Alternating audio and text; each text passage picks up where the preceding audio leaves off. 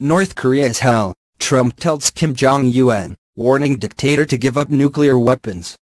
President Donald Trump personally addressed North Korea's ruler Kim Jong-un in a speech to the South Korean parliament Wednesday that had a marked change from the billionaire's usual aggressive rhetoric. "The weapons you are acquiring are not making you safer, they are putting your regime in great danger.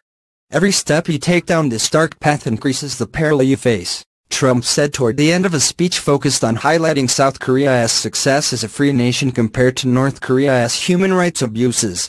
"North Korea is not the paradise your grandfather envisioned.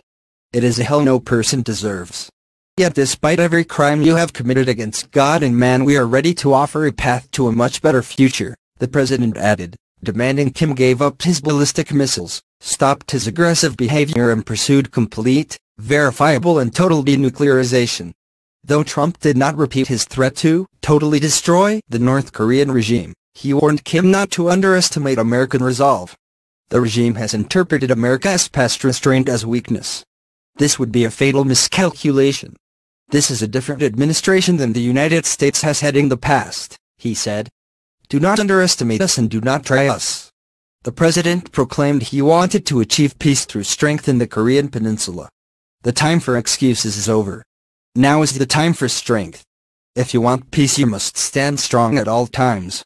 The speech also served as an opportunity for Trump to emphasize the differences between the two halves of Korea, complimenting South Koreans on their accomplishments as an economy and as a young democracy.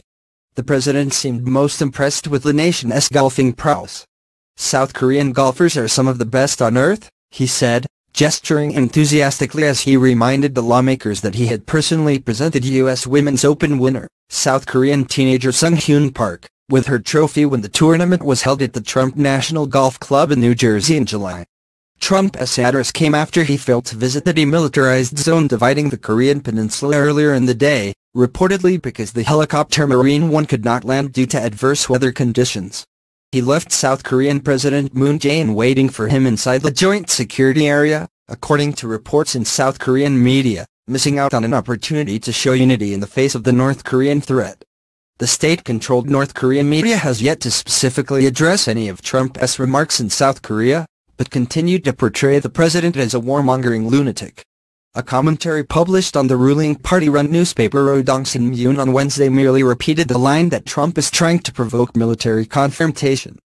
"Trump has flown to South Korea as he seeks to strengthen military threats against us and has an intention to light the fuse for a nuclear war," the commentary said, quoted in South Korean news agency Yonhap.